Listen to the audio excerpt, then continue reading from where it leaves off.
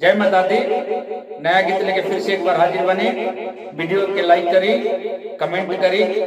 Channel पर अगर हमारा वो नया बनी तो चैनल के सब्सक्राइब करके बेल आइकन प्रेस करी और पर क्लिक करी।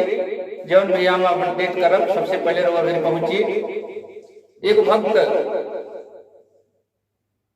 का कहता माता रानी से, हरे अपना मैया के आरती अरे उतारे के बाद अपना माई जी के आरती बिगड़ल भगिया हर बिगड़ल भगिया सवहरे के बाद अपना माई जी के आरती उतारे के बाद अपना माई जी के आरती में हर बारिश है नव दिन नवरात में रही हो नमाई अपना सेवकन के साथ में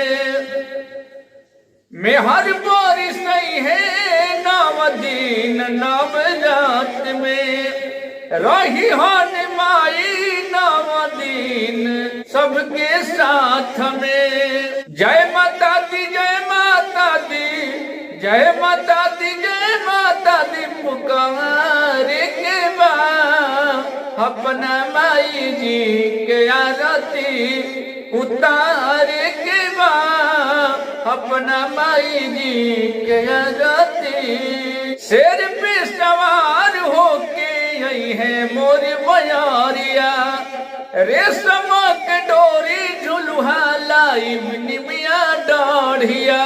शेर पे सवार होके यही है मोर बयारिया रेशम के डोरी झुलुहा लाइब निमिया डाढ़िया।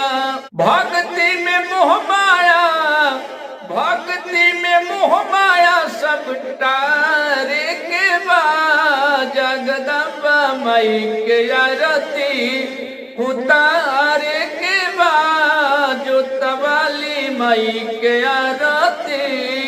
मन से मनई है मन मित करी है माई के बंदन बूढ़ू के ललसा बाटे करी है अभिनंदन।